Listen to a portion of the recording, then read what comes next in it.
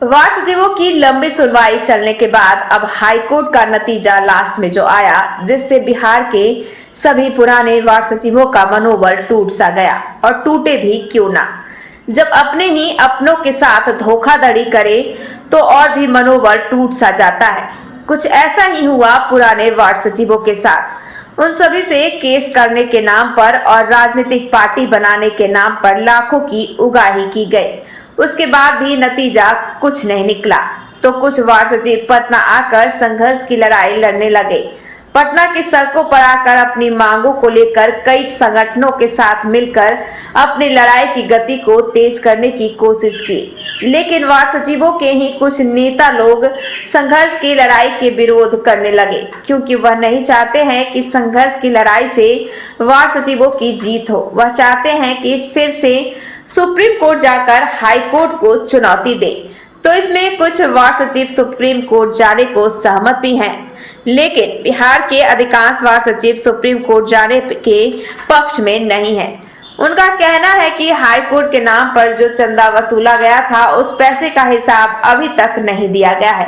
पहले उसका हिसाब दिया जाए, लेकिन चंदा वसूलने वाले नेता हिसाब देने से कतराते रहे हैं और आज तक किसी वार्ड सचिव को एक पैसे का भी हिसाब नहीं दिया गया है, ना ही उन्होंने कभी मांगा, उसके बाद भी उन्हें नहीं मिला।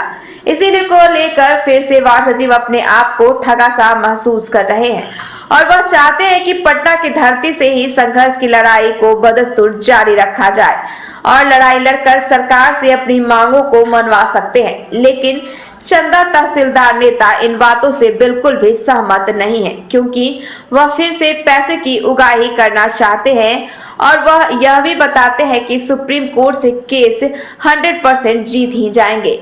और साथ ही कई पुराने वार्ड सचिवों का कहना है कि अगर सुप्रीम कोर्ट में केस जाता है तो वह पुराने वकील सियाराम पांडे को नहीं रखे, क्योंकि सियाराम पांडे वार्ड सचिवों की बात सुप्रीम कोर्ट में सही तरीके से नहीं रख पाएंगे। इसलिए वार्ड सचिवों के द्वारा किया गया केस जो सुप्रीम कोर्ट जाने वाला है, उसमें कहीं भी सियाराम पांडे को शामिल नहीं किया जाए। लेकिन वार्ड सचिवों का चंदा तहसीलदार नेता इन बातों से सहमत नहीं है। अब देखना यह होगा कि आने वाले वक्त में सुप्रीम कोर्ट में केस दायर होता है या नहीं, यह तो वक्त ही बताएगा। फिलहाल वार्ड सचिवों के तहसीलदार नेता ने किसी को काबिल अब तक नहीं छोड़ा है।